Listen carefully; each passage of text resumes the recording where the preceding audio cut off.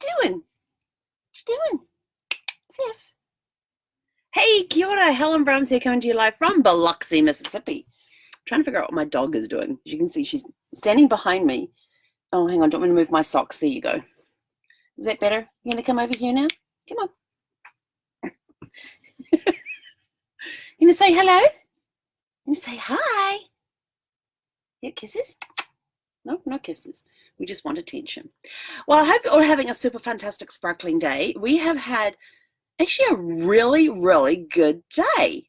It's been kind of busy, but at the same time not, if that makes sense.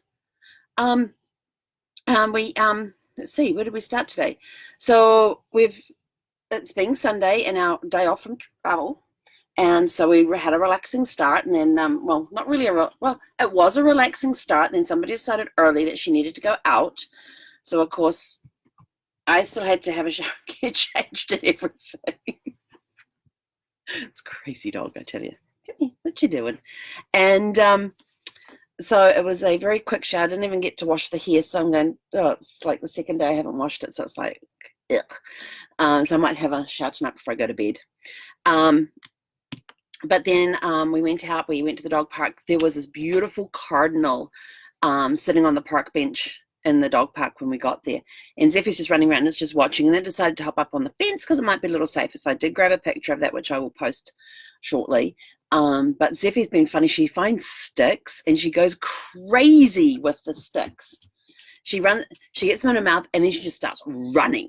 And then but half the time she forgets that she has something in her mouth, and her mouth falls open and the stick falls out, and then she suddenly comes to a screeching halt, and she's like looking around for it, and then she sees it, she picks it up, she tosses it in the air, and it goes somewhere else, and then she's looking around for it again. And I'm so lost in the moment, I keep forgetting to videotape it, and it happened again tonight. And so I was like, damn. But the really cool part is that the dog park here at this campground, they've got a big tall pole right in the corner that's got a big bright light that shines into the actual dog park. So it's awesome. So it's almost like being there in daytime. And so we've just got back from spending like about 50 minutes, about 40 minutes over there in the dog park. It's been awesome. And she's burned off a lot of energy. Well, you would think she's burnt off energy. What she does, she gets back to the RV. She actually ate. And then now she's going crazy with her toys. After running around the park and trying to dodge me as I'm trying to get the stick from her so I can throw it for her so she can go fetch it. She's getting the concept of when I throw something, you go get it, but not the concept of bringing it back to me to drop it so I can throw it again. We're still learning that bit, but having a lot of fun with it in the meantime. Got caught up on some email that had been backing up. So I got all that taken care of. I was just basically getting caught up on work stuff and everything else. Had my first super attractor accountability. And if you remember last Tuesday, I mentioned that I was working my way through this book here.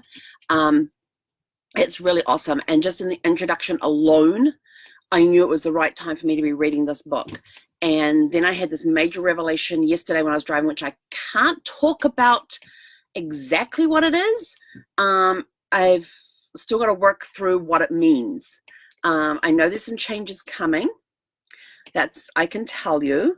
And this year for me, my quote for this year is 2020 vision beyond what you can see. And it's all about stepping out in faith. So I have a really cool, I found on one of the royalty-free sites a really cool picture of a road in New Zealand leading up to the mountains, which is exactly what I wanted, because when you're stepping out in faith, you can see the road, you can see kind of where it's going, but then there's something that gets in the way, like a mountain or an obstacle of some sort, which is what the mountain represents, gets in the way by stepping, and you can't see what's on the other side. You know that there's something on the other side that you need to get to that is going to make a big difference in your life, but you don't know what that is. And so you travel along this road to the base of the mountain. When you get to the base of the mountain, that's when you've got to step out in faith to know which path you're going to take to get around the mountain, over the mountain, through the mountain, under the mountain. How are you going to get to the other side? And that's all about stepping out in faith. So that's what I'm doing this year. So I've got this really cool picture in New Zealand with the road leading up to the mountain, and then the road disappears before it gets to the mountain. So you don't know where it's going. So that's my thing, and I will post it later on. Yes, I will remember to post it later on. And so that's what this year is all about. It's about stepping out in faith. Not knowing where the road is leading, but just going along with the road because you know that's the right one you're supposed to be on. This book is part of that journey. I found myself very much in the first chapter, as you can see by my little post-its, and I've got plenty of stuff marked in here and all of that sort of thing. And it's just been a lot of revelations, and like I'll be reading something and I go, oh my gosh, that's like when I went through whatever it was that I went, what challenge I went through at the time that this one kind of relates to. And then it comes across another bit and it's like, oh my gosh, that challenge that I went through then, even though I'm through it and I thought I was done with it, maybe that's still playing a part in my life, even though I thought I would dealt with it and done with it and everything. So it's been very good and very eye-opening, and I have a really amazing person that I'm reading this book with. And we had our first Zoom together today, and it was awesome. It was good to be able to have a really deep conversation with somebody. And so it was good to be able to get into this book and get moving. But a lot of what with my 2020 vision beyond what I can see, it reminds me a lot that when I see this picture of the mountain, it reminds me of Carrie Underwood's song So Small, and her chorus she has, because sometimes that mountain you've been climbing is just a grain of sand, and when you've been out there searching forever, and what you've been out there searching forever is in your hands, and when you figure out love is all that matters after all, it sure makes everything else seem so small. I love that. I love that. So that's my thing, and then when I hear that part of the song, I think grain of sand, and I think of the mustard seed story.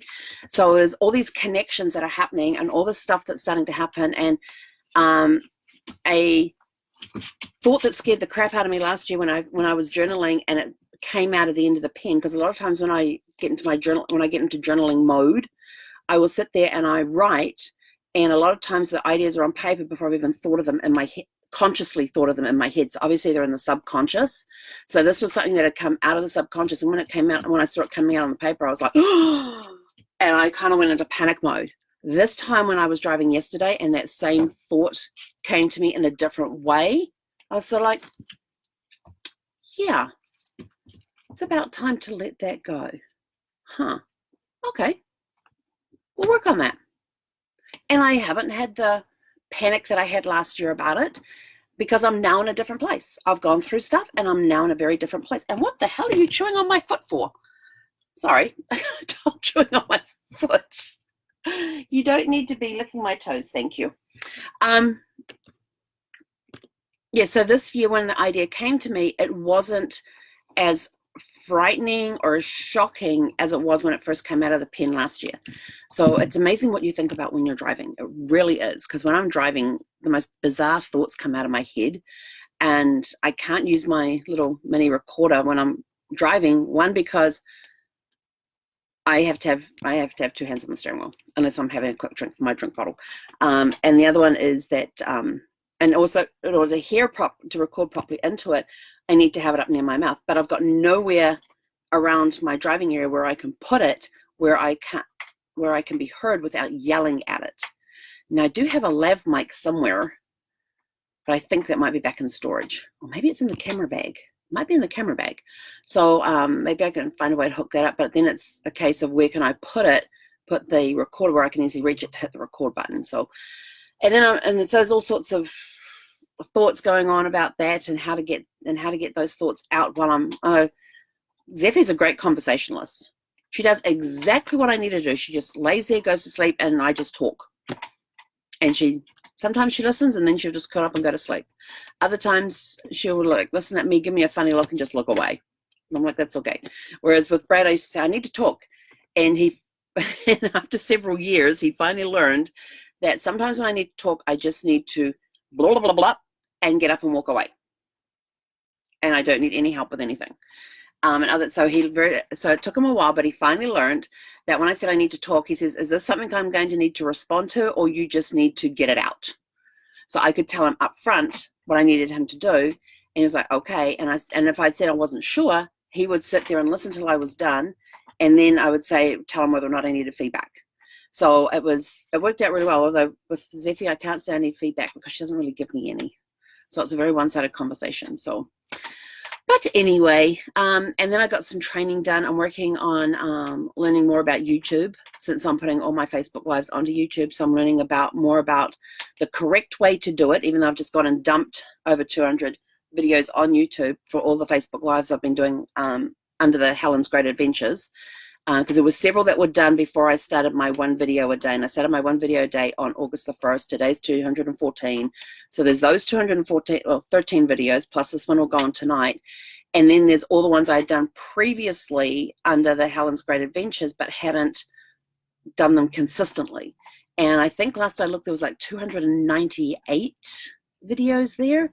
And they started from the 1st of May last year, when I, the day, oh, did I put the, I'm trying to remember if I did the last one on the 30th of April, or whether I did the first video I did on the 1st of May after I'd left the house, because 30th of April was the last day in the house, and I remember doing the final farewell to Solana Beach with the walk through the house. I just don't remember if I included that in the uploads, or if I started it the next day when I was now on the official hunt for my next place of living, because I was officially homeless at that point. Even though I'm staying in a hotel, and they had an RV for me. I was deciding where I was going to buy the RV at that point. So I can't remember if I went to the 1st of May or the 30th of April. I'd have to go back and have a look. But there's about 298 videos on there now, and along with all the other ones that I'd done previously over the years. And so I'm doing this training course online about how to maximize the use of YouTube, and it's very different from Facebook. So I got some of that training done this afternoon as well, and we managed to sneak a little nap in there too. When I woke up, it was dark outside, so I looked at Zeph and said, "You want to go for a walk?" And she's by the door like that. She's like, "I'm in. We go. Let's go."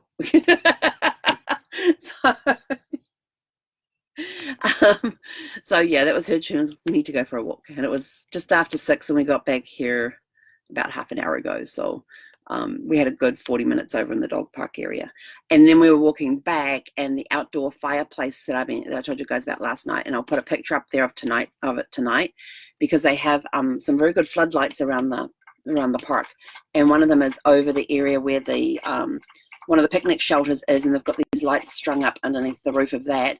And then they have this big outdoor fireplace. It's got these 4 rockers on one side and 2 rockers on the other side, and the ones with 2 rockers is in the light, and the one with the 4 rockers is not. But they have a see-through fireplace, and they had it going. It's a gas fireplace. They had it going, so you could just go and sit down in the chair there if you wanted to, and people can come over and talk with you if they want to, or whatever.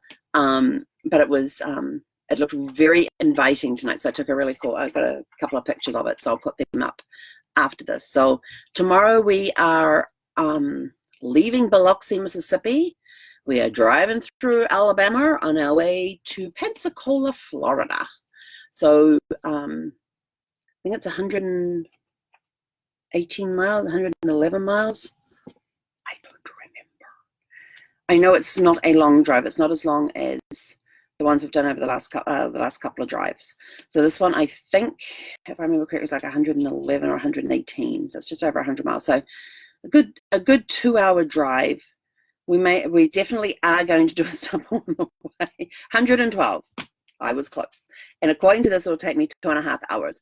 But having learned my lesson over the last couple of days about stopping to do grocery shopping and that, since I know there is a Walmart before I get on, well, I've got to go past the freeway. I've got to go back up. I'm looking at the map. I go back the way I came down here. So I know where the Walmart is that I was going to stop at on the way. I just missed the exit. So this time I'm going to go straight across the I-10 to where the Walmart is, do the grocery shopping. Then we're going to get on the freeway, and then we're going to go. So I learned my lesson from the last 2 times that I've attempted to go to a Walmart. So this is in a big open air shopping center, and I mean big because they've got big names, and they've got some big stores in there, department stores and stuff in there. There was, let's see, there was a Marshall's over there with a PetSmart next to it that was on the west side of the freeway, and then there was a Walmart on Supercenter on the other side with some other big ones, and then there's lots of little ones that fill in all the gaps in between as well. And turns out there's a Whataburger over there too, so maybe I'll go there for breakfast because they supposedly have good breakfast sandwiches too. But I've only tried it the once when I was in El Paso, And in my next exit book, I actually have marked where the Whataburgers were, because I thought, well, that'd be a good place to stop for lunch, and I never did. So I've only had it the once and had a really good Swiss mushroom burger. Hello. You come back to join us again. You ready for your excitement tomorrow, for your adventure tomorrow? You've had a good park here, haven't you? Not like that piddly little thing they called a dog park at the other place. Yeah, that wasn't very impressive, was it? No. You sweetie girl. Oh, I forgot to tell you, this one here, when we weighed her yesterday at PetSmart, 30.02 pounds. She was 23.6 when I adopted her 3.5 months ago.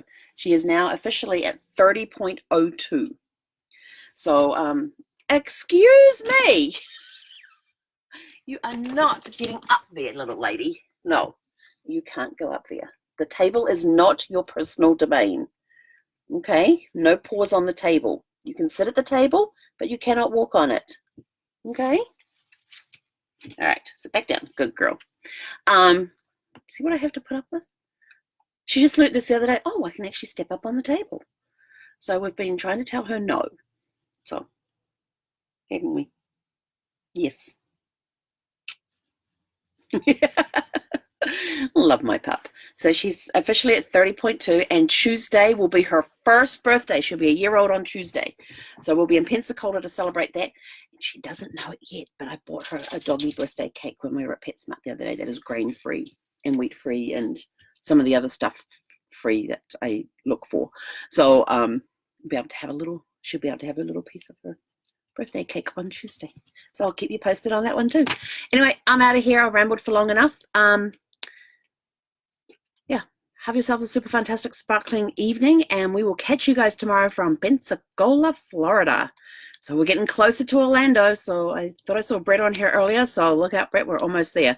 We'll be there in a week, just over a week. So a week tomorrow, we arrive in Orlando, which is the end of our first leg of our great North American adventures. So have a super fantastic sparkling evening. We are signing off for tonight from Biloxi, Mississippi, and we will catch you guys tomorrow from Pensacola, Florida. Heck on era.